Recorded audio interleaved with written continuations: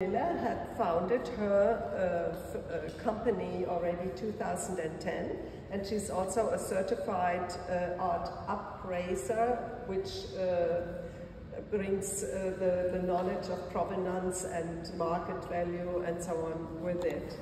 And also she serves at the Museum Collectors Advisory Committee at the Museum of Fine Arts Houston, at the Advisory Board of PrintMatters Houston, a member of the Menil Society, and as well the Association of Women Art Dealers, and the Professional Organization of Women in the Arts, and a former chapter leader with the ArtTable. Thank you so much for the invitation, and also what a beautiful show this is. It's a privilege just to be here, so if you haven't spent some time with these pieces, please be sure to do that.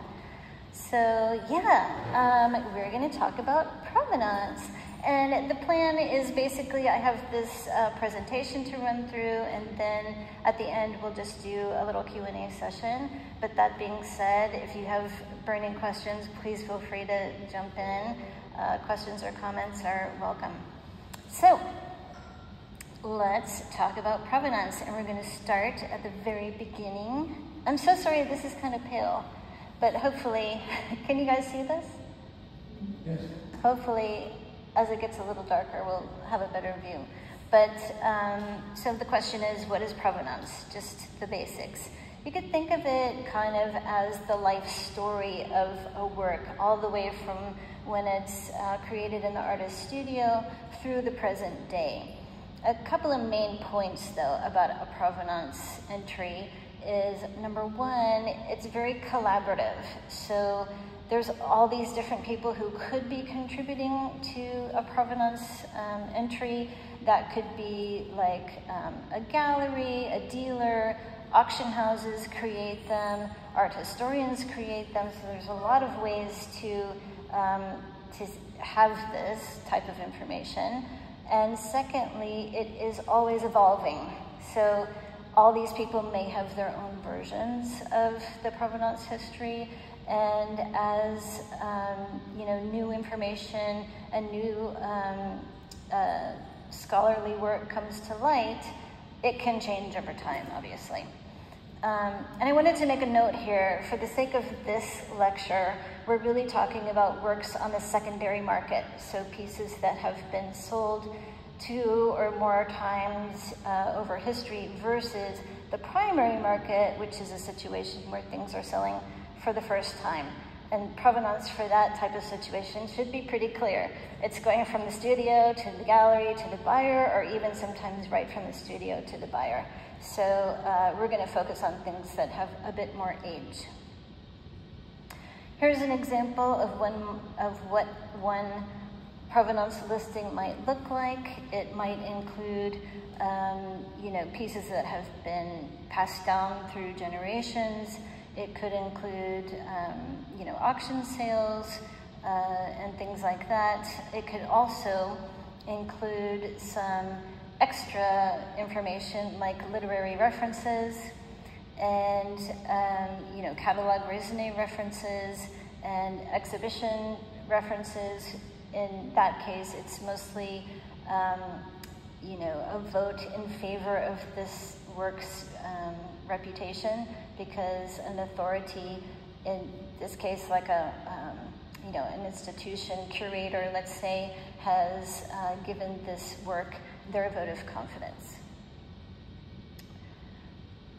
So how does provenance affect value? It's a huge question, and I was trying to break this down to a couple of angles.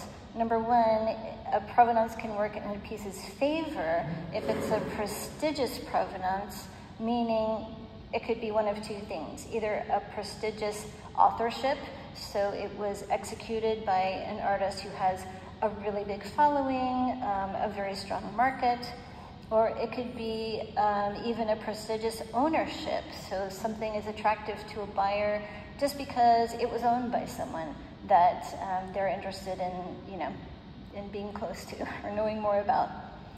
On the flip side of that, a missing provenance could be in a negative way, kind of a red flag for something like a forgery or something that might be stolen or lost.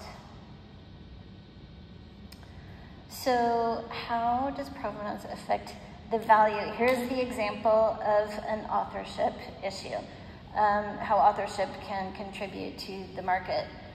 So here are two, sorry you can't see that very well, but two very nice Cubist works, similar palette, similar subject matter, similar size, similar date.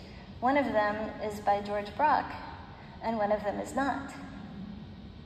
And you can see here how that affects the value at auction. So this Gonzalez de la Serna on the left, very nice, sold for about, under $7,000, whereas the George Brock sold for $860,000. So they're both very nice, but the reputation of George Brock and his market drove that difference in value.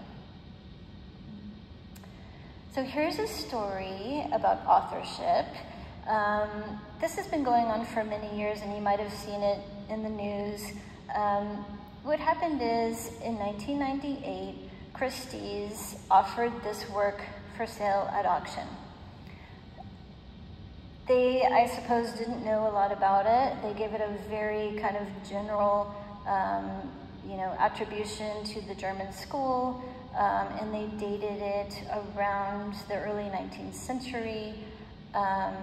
So they offer it for sale with this very kind of moderate estimate. It did oversell the estimate and hammered with just under $22,000. The piece was bought by a gallerist. A few years later, she offers it in her gallery. In comes a client and his friend. This is 2009 now. They are intrigued by the piece and they purchase it. And then he started this long process of trying to figure out the authorship and the provenance of this work. He goes to great lengths with scientific analysis on it, including a multispectral image which revealed fingerprints that matched fingerprints on other Leonardo da Vinci works. The following year, an art historian is completely on board. He writes a whole book about this piece. He renames it. He refines the medium. He redates it. Now it's a circa 1496 piece. And so writes this book, giving his argument for the authorship of that piece. In the same year, it's exhibited in Sweden. So here we go back to an authority, in this case, a curator at a major institution who is giving their go-ahead to label it as the work of Da Vinci. Following year, the National Gallery in London does a Leonardo da Vinci retrospective, but denies the authorship. They just decline to label it that way.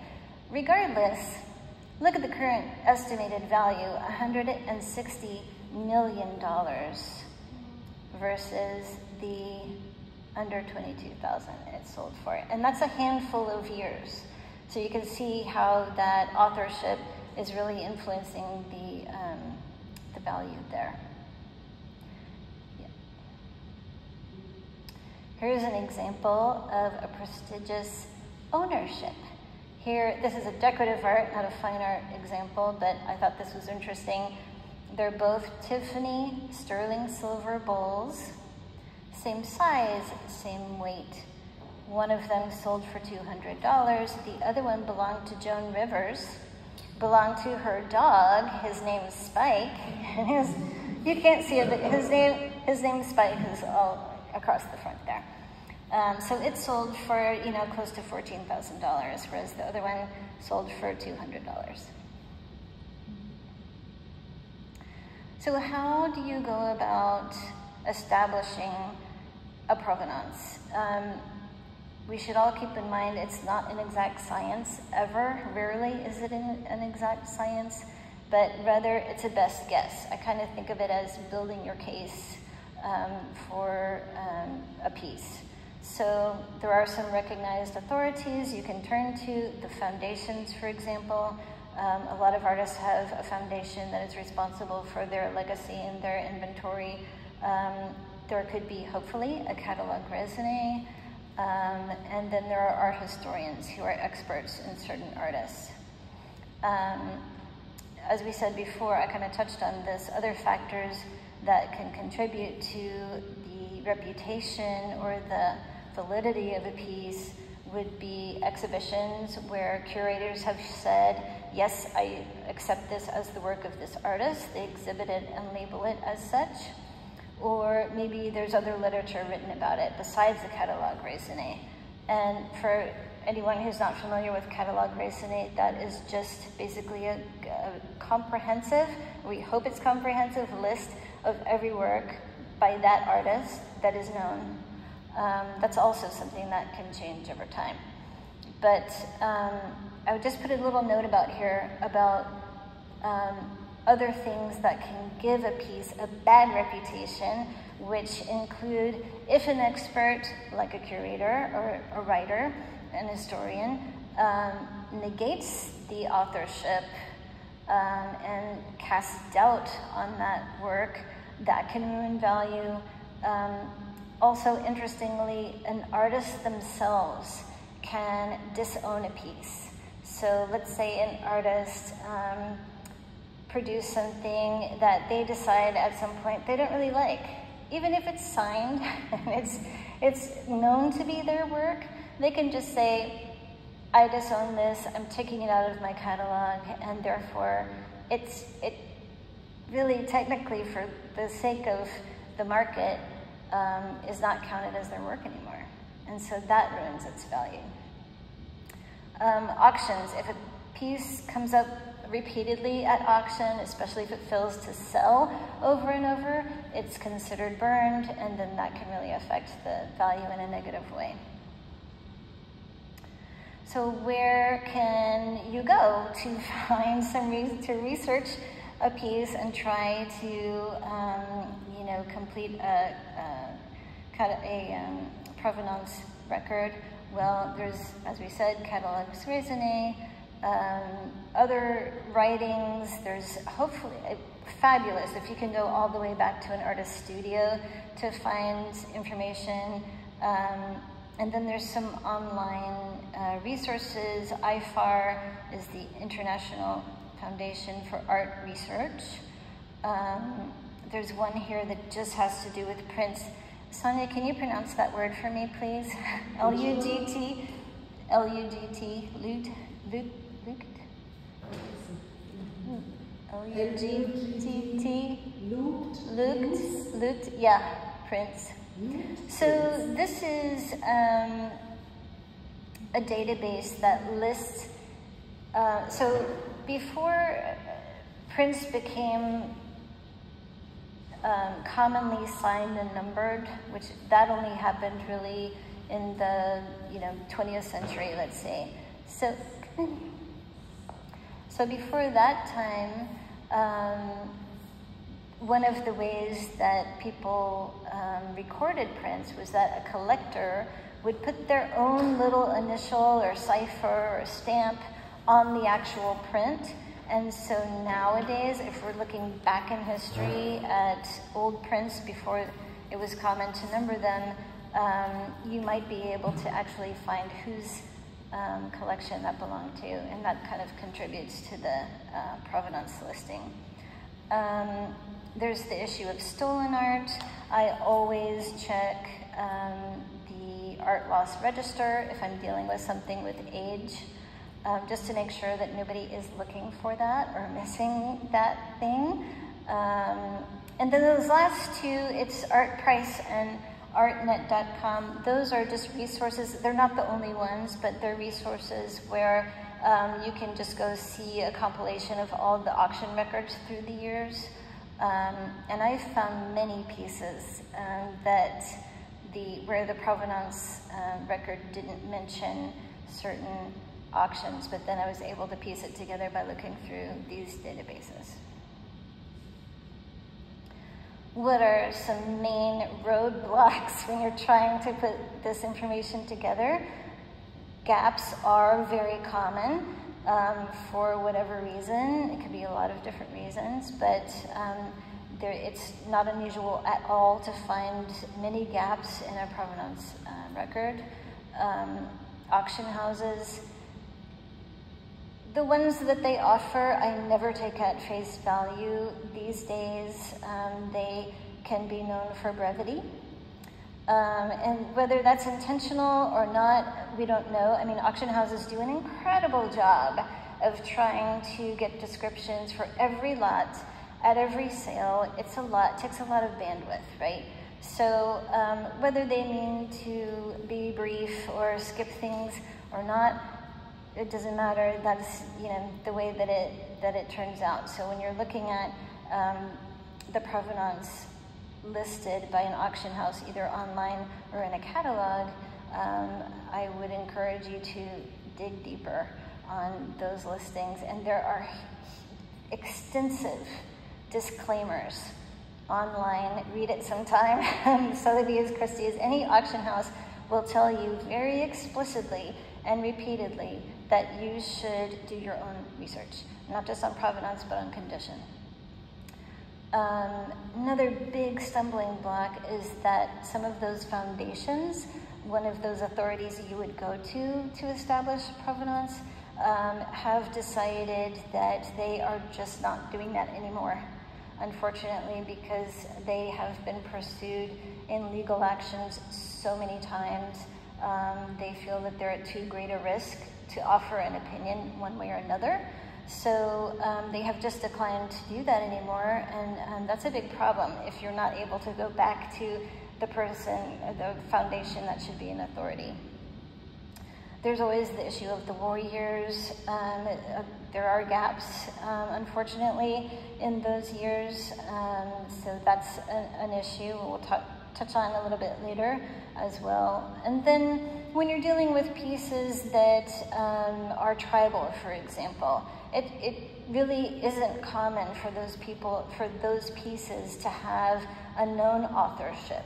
So when you're trying to research provenance on a piece like that, really all you can do is look to the quality, for example. An expert can probably tell where it was produced, can probably tell how old it is as well. And so that's what you're looking for if there's no authorship. And then privacy issues. For me, this is a big stumbling block because, so let's imagine you have a provenance listing, and a lot of times it'll say something like private collection, New York, comma, private collection, Paris, comma. Okay, great. I understand that everyone's entitled to their privacy. Your great Aunt Mabel, who lives on the Upper East Side, may not want for her neighbors to know that she's put her Renoir on the market. That is absolutely her right. But then that makes it a little bit more difficult for the next person who's looking into the provenance to know, because at that point, the auction house knows more than the buyer of the piece. And I'll touch on privacy again a little bit later. So here's an interesting case. Damien Hirst, you might have seen this in the news recently. Damien Hirst was one of those YBAs, or the young British artist who became super famous and popular in the 1990s. He was best known for his works like this. It's a shark suspended in formaldehyde, and there were other animals like this. So what happened recently is that he was invited to exhibit at a few museums. The works that he submitted for the show were dated to the 1990s. Because, why would he do that? Because that's when his market was strongest, and that's where these iconic pieces were created. However, he backdated them to the 90s. They were actually created in 2017. Not only were they created at a different time, they were purposefully aged to look as if they had been created in the 1990s. And so the way it was discovered, I don't know exactly how it was discovered, but it was revealed that that had happened. And so he started to backpedal and say, well, what I did was I dated them on the date that I had the concept, that I conceived them, right? Not the date that they were executed. Well, yeah. Was this the shipwreck pieces, or were they formaldehyde? They're formaldehyde. Yeah, it was just those, as far as I know, it was just those. And so the way he explained it was I dated them to the conception of the work, not the completion of the work. And there is kind of a common practice when an artist does this. It's pretty common. It's, let's say you worked on something between 2020 and 2022, that would be listed as artist title, and the date would say 2020-2022, implying that 2022 is the completion date. So what he did is, the issue is that there's no industry standard. So there's no way to say that's just not appropriate, because I guess, he can say and do whatever he wants, because in this case, the authority was his own studio. And if his own studio is saying it's this, how does that get resolved? So some of the institutions were asked by the press, well, you labeled them as this work from this era, and so how did you do that? Why did you do that? And their answer was, well, we were working with the studio, who is the authority. Perfectly reasonable, but so it's kind of a mess. Terrible for his market, which was already. Yeah. Yes, please. So do you think Provenance is driven by an artist's proclivity or intelligence with their own marketing, like AWAD hers? He's a smart marketer. He's also a good painter, but he's a smart marketer. You need that combination. But do you think it's driven by that, where the recording of those Provenance records are due because of market reputation and market value, or is it actually curatorship? Because the curators add to that Provenance. They go and they go talk. They talk about this. They say where the guy is in history, or what this, that. Curators change over time depending on the art market. But what do you think drives Provenance, the need for that more? Is it the market value of the work? Or is it the recording of the intelligence or the curatorship that helps to record that within, other relationships with other movements and stuff? For me, it's the most, if I think I understand your question, for me the most important reason, the motivation to have a complete provenance record is so that we can follow that piece through time. An individual piece. The market of, we went over that. It certainly has effects on the market, whether that be good or bad, but I think the main benefit of having the provenance record is just to understand the history of the piece. But does that in turn add to the value? I mean, if there's more history of it, and people think there's more value. Maybe. Stay tuned. Okay. Stay tuned. Here we go with provenance versus authenticity. So these things are very closely related, but in reality, is it really a black and white that No, right? Is a strong provenance a guarantee of the authorship? Not necessarily. As we've seen, things can be created. There can be mistakes. In my mind, if it's a high value piece, the only way to really definitively arrive at the authorship would probably be with scientific testing. you know, or do the pigments make sense? Does the structure make sense? Does the age of the piece make sense? I mean, there's a lot of things you can analyze there. I don't do any of that kind of thing, so I don't know the technicality of it all, but... do you find that the general art line crowd pays attention to a lot of what you're bringing out here, which I think is very important, but do you find that there's a lack of incentive to really look into this with the general line public? Oh, yes, sure. I mean, I think it happens a lot that people put too much faith in, like, let's say, an auction house record, or even a catalog raisonné can have gaps, and it could possibly not even be complete. New works come to light all the time. So, yeah, you know, part of this is to encourage everyone who's dealing in the art market, the gallerists, the dealers, the advisors, the collectors, to be aware of that and really be, you know, analyzing as much as they can. Well, we're lucky we're here. Sorry? We're lucky we're here. Thank you. Yes. Right.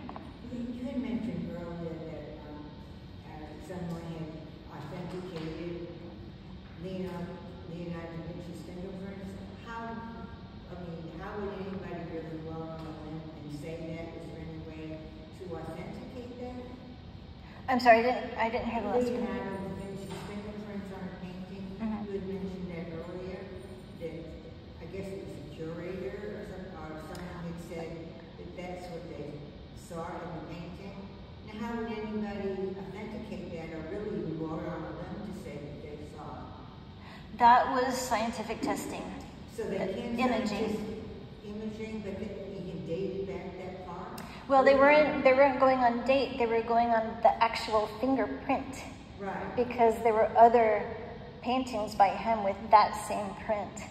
So we're, yes, they we're... have the technology to map yes. the two together? Oh, they have the technology to map. Oh, okay. I know, it's amazing. Well, and I've heard they can take like a paint chip and go back centuries, and, you know, they have the technology for that. That's another thing they did with that piece, is they dated the vellum. It's painted on vellum. And so that was a part of the process, because Chrissy was like, this is a couple hundred years old. Yeah. And now they're saying, no, this is a period Renaissance piece. So I understand that they can, you know, date canvases and all of that. Yes. I don't know how far back they can really go. Probably depends on the material exactly. I'm no scientist, so I don't know, but it's incredible, and the technology just keeps evolving. I wanted to just talk about briefly certificates of authenticity, or COAs. So a lot of collectors have the idea that anything they buy should be accompanied with a COA. It's not a bad idea, but everyone should be aware that a certificate of authenticity is only as good as the person who's writing it. You know, anyone can create, you know, print out a little certificate like this and put a stamp on it. It looks very official, and they sign it off.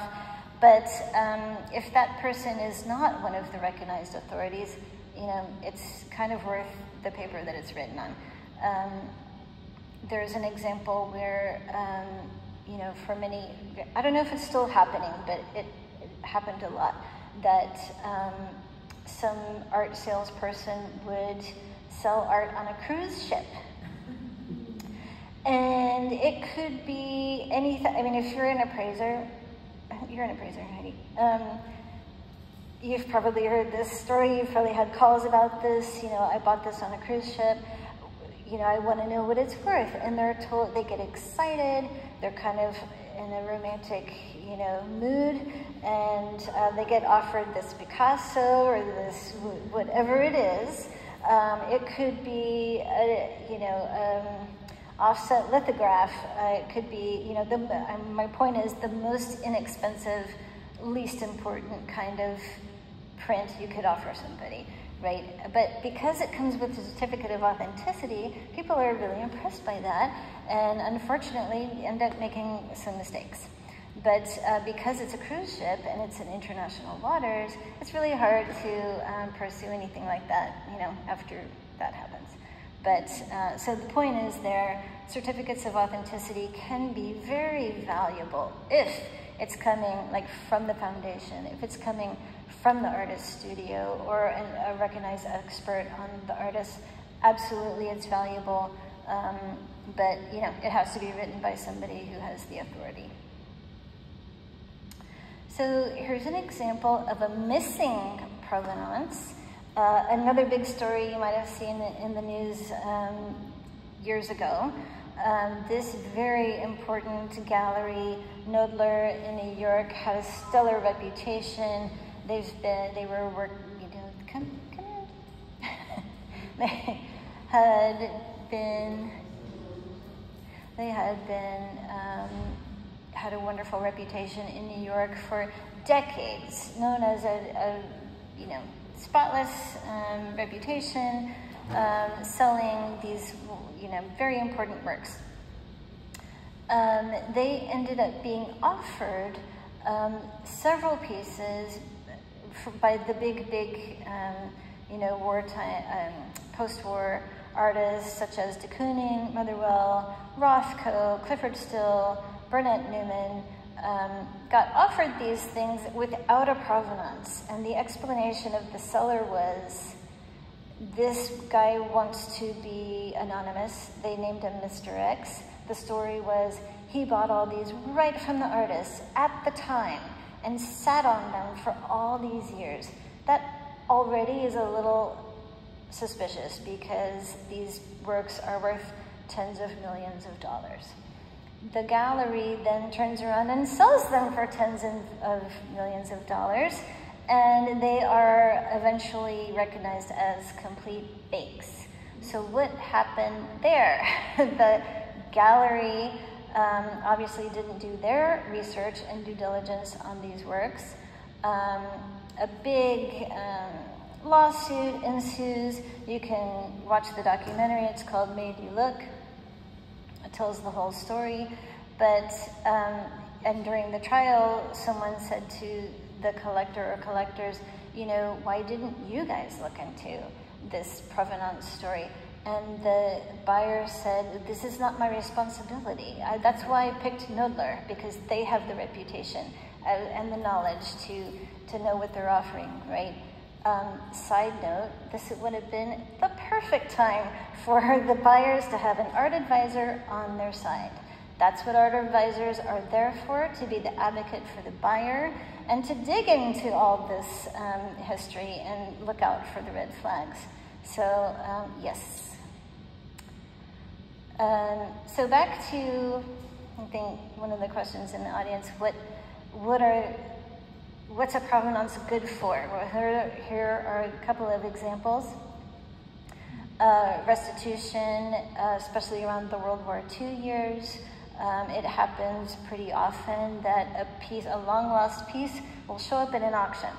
And then the family might say, oh, I recognize this. It used to hang on my grandmother's wall, and let me dig into the family records. They could have sales records. They could have an inventory or other records that support that piece had belonged to their family before World War II, and then they are able to piece together that provenance and make things right for the descendants. Another thing that has been happening a lot lately is a trend towards institutions repatriating works that were, let's say, acquired or stolen from another country. Here's one of the biggest examples. Again, a big story in the news. The Elgin marbles. It is Elgin, not Elgin, for the Houstonians.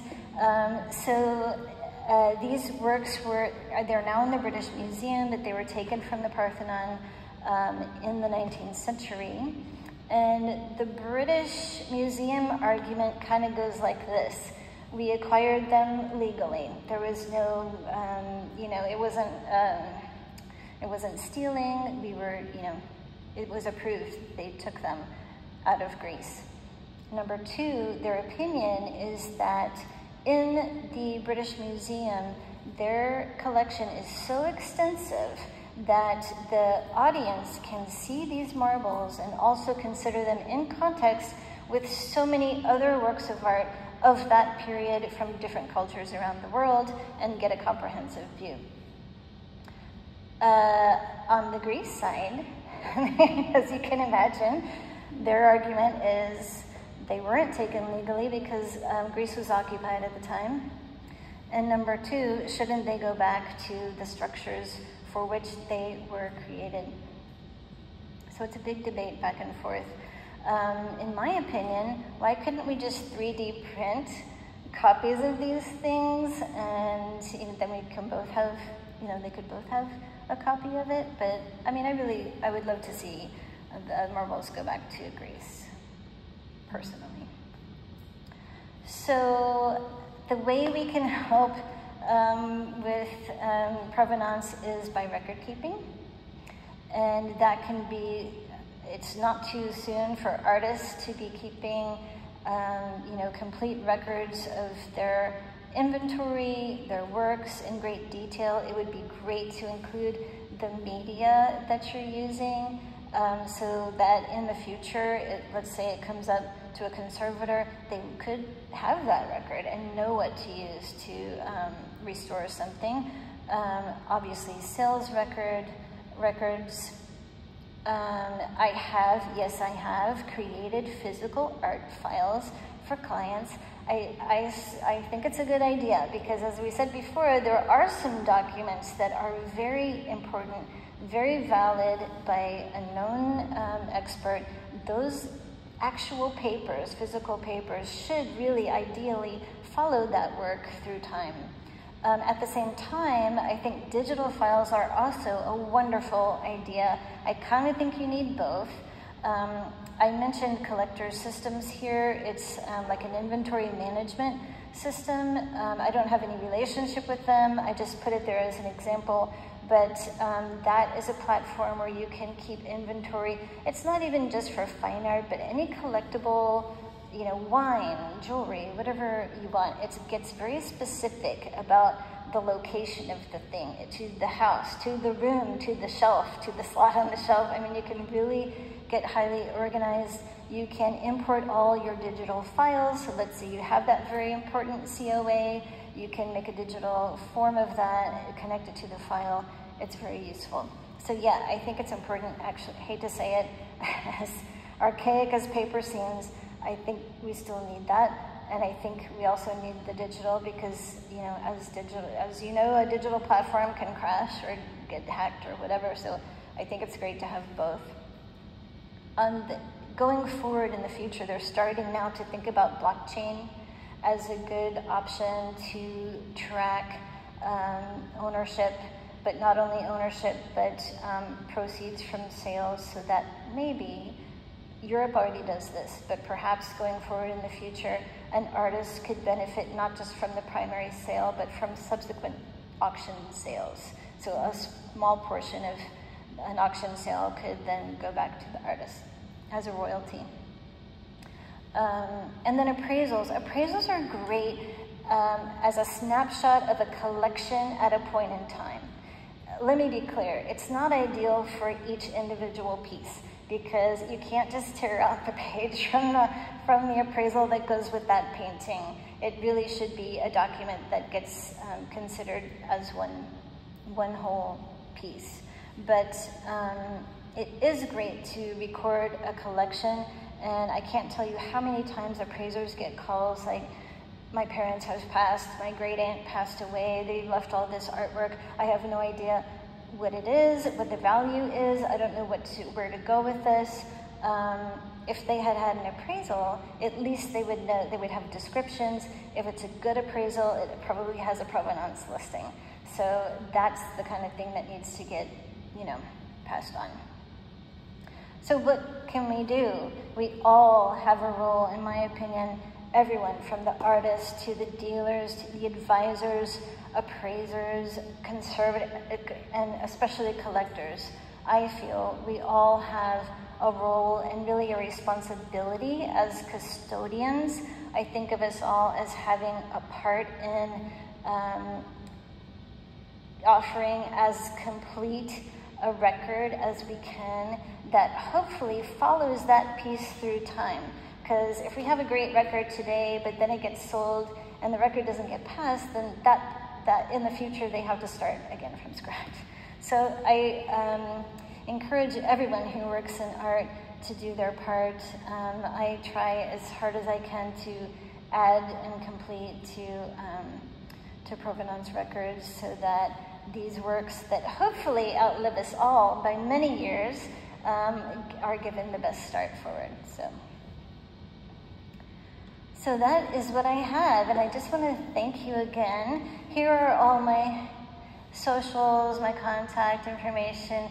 Email me, call me, text me, whatever. I'd love to talk about art. So again, thank you Sonja. Thank you all for coming. I've got cards here. I mean, enjoy. Yeah, thank you.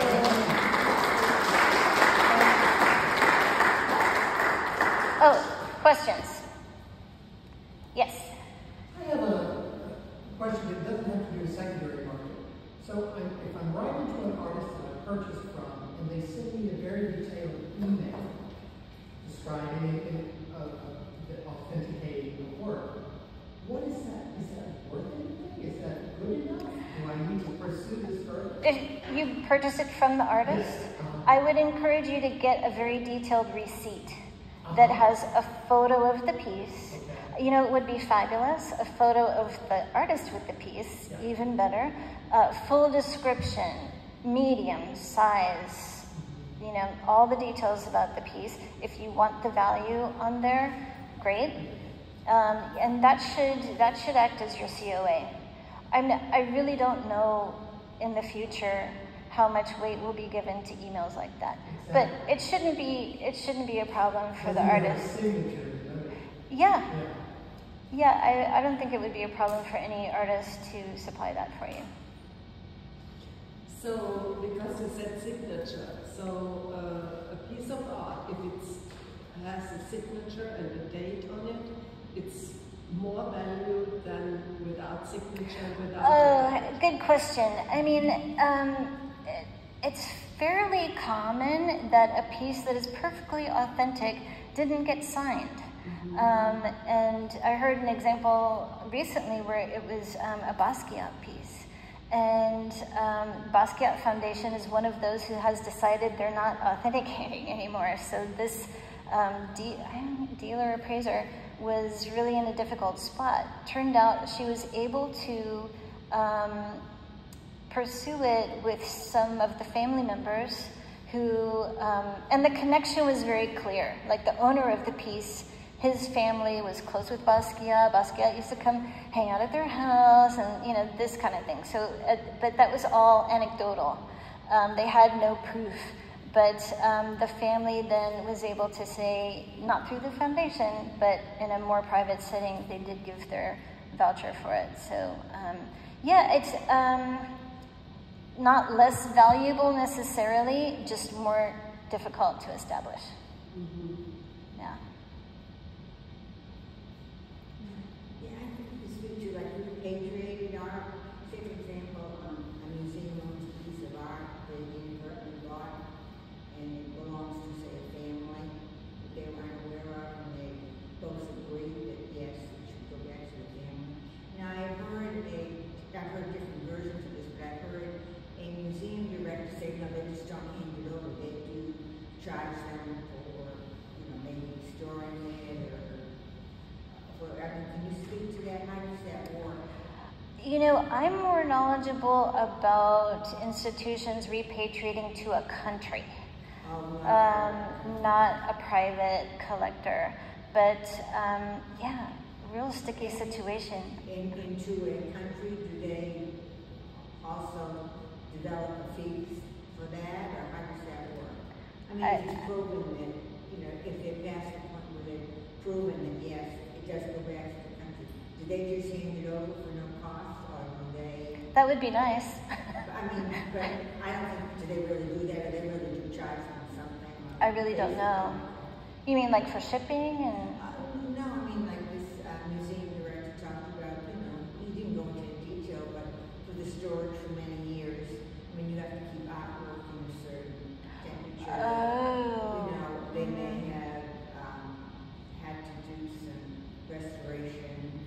Seems to me if the institution had it in their inventory for all those years, assuming that they owned it, I think those expenses are their expenses, not the rightful owner. Well, I don't know. I mean, Yeah, that's good. I haven't heard about that. Yeah, that's I've heard interesting. different stories of how, Yeah. you know, how that really works. And the person who said, no, they just don't hand it over for no dollars. Oh, I okay. mean, depending on, of course, what it is. Right. Okay. Interesting.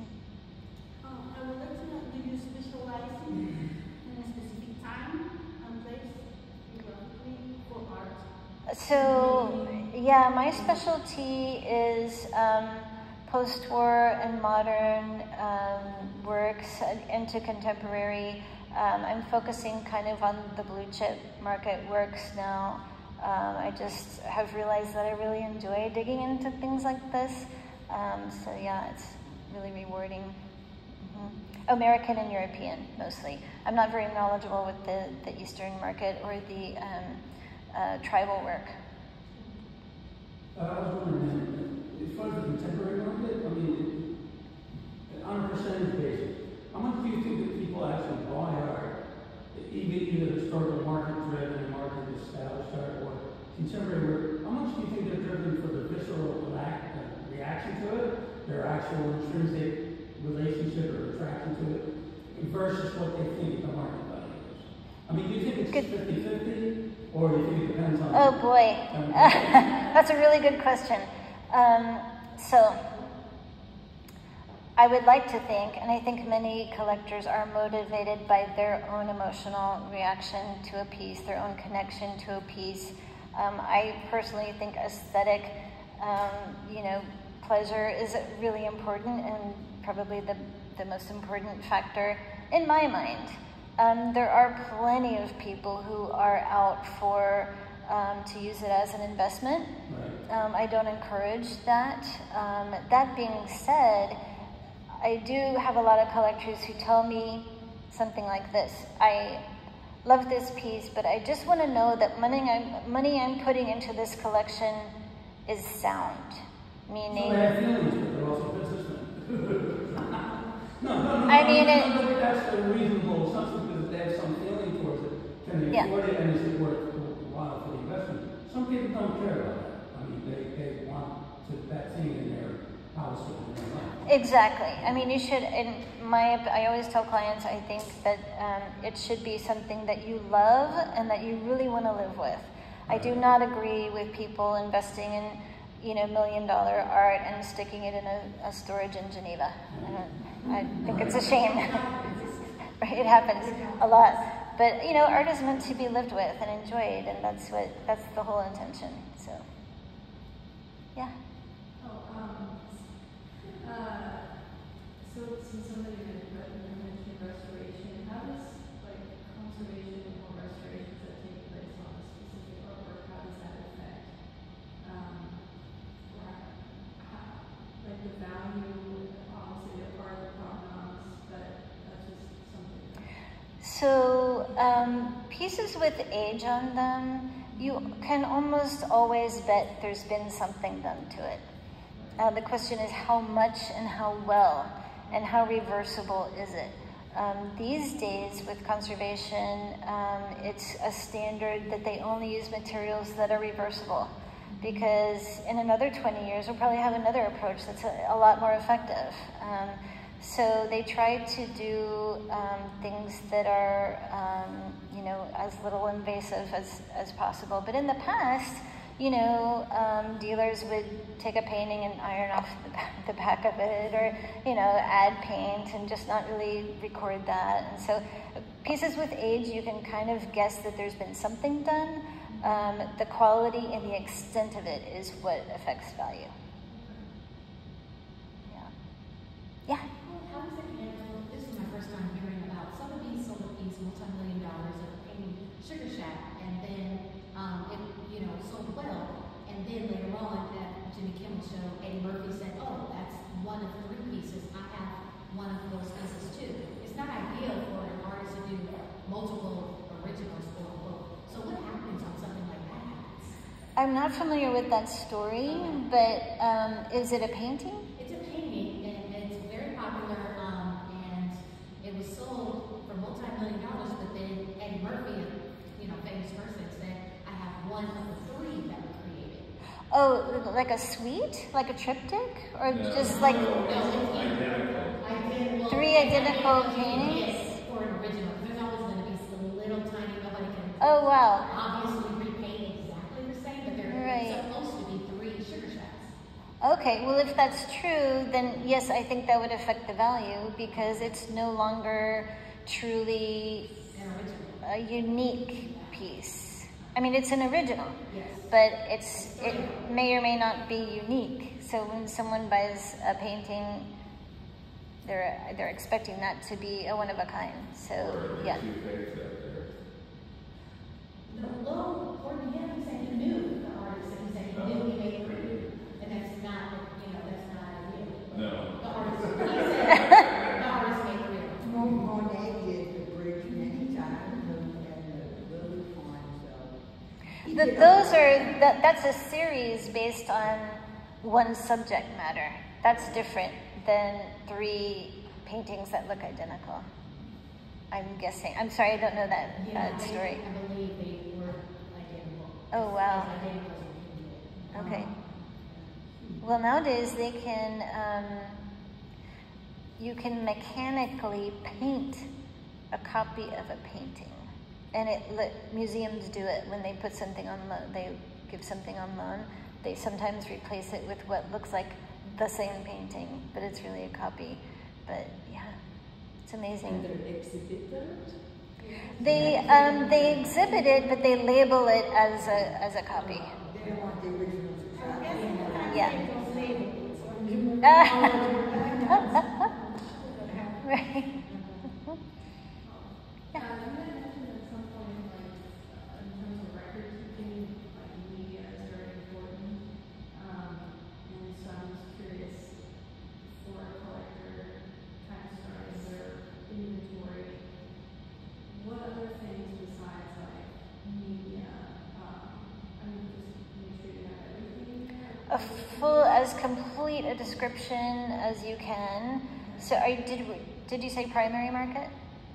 I guess kind of primary market. I mean, it's a collector that's putting together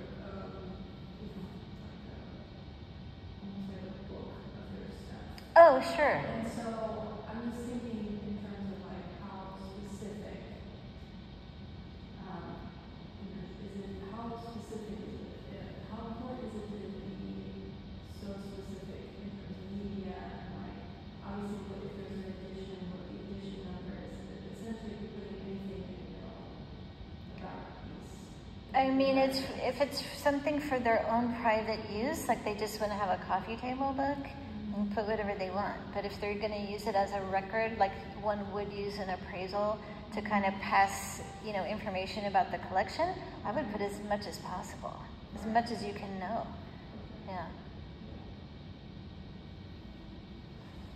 It's helpful for future generations because, in 40 or 50 years when that collection gets inherited or sold off or something like that, then, the next person has to start from scratch and try to piece it together. So the more records we have, I think the better. But I guess to have it all together, right? Yeah. Like a digital database or a physical way of kind of referencing all. Yeah. Well, I know you're familiar with the Arnoult Archive, and it's for collections that so that's where you can be. Yeah, it's great. I think the problem is, I'm in IT, I'm Elise Arnoult Miller, we work in development and code, and the last thing we want to do is document, right? And I mean, that's a problem across industries. That's the last thing you want to do. That's not the fun stuff. Yeah. But it's really important in these kinds of cases. Especially for collectors. I mean, collectors should be asking their dealer, their gallery, for as complete, or the artist for as complete a record as they can have and somehow attach it to, I've seen a lot of paintings with an envelope taped to the back, like here's my sale receipt, collectors are the ones who are ultimately really gonna be passing this information forward, so. Anyone else?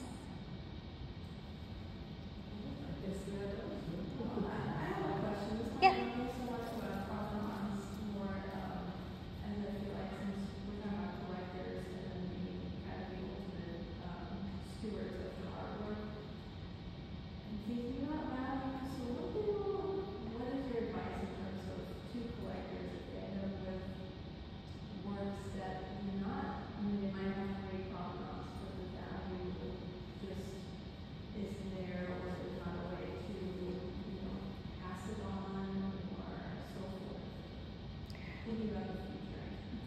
I'm sorry, what was the value question? No, it's just if let's say a collector, they were, collect their artwork and the pieces, they obviously have great provenance, they know where they bought it, et cetera, but the value, is not crazy. They're not highly valuable items, and thus there's not like where did they pass it on? For the collectors, if they're thinking about their own collection, and there's not a museum to give it to, or family to pass it down to. Oh. Do you have anything in terms of advice or things you consider for people in that position? As far as where to go with it, or the record? What happens to the art? Oh, right. I mean, it's still always good to have the record because then at least you know what it is. Right. Yeah, I mean, the market is unpredictable, so I mean, you just never know. You can probably take a guess at what will happen with that artist market going forward, but there's no guarantees. So yeah, a good example is the print market right now. For the mid-tier or lower-tier artists, there are some gorgeous prints, as you know. There's some great things out there, and there's just no market for it. So it's a shame. So if they like it, keep it. A lot of the artists fight, really, a lot of it. Especially with younger artists. I mean, I've seen a lot of artists I've worked with. I mean, there are a lot of talented people all over the States in many cities in the US, but it's like if they have an acumen for social media presence, they run that. So a lot of times, permeation of a brand or something, or an object, or a certain style, that really raises the awareness. And the criticism, I think, today is not the same as it was 40 years ago. It's not about formalism or academic stuff or sort of pictorial shit. It's really about popularity and identity and culture, which is fine, that's valid.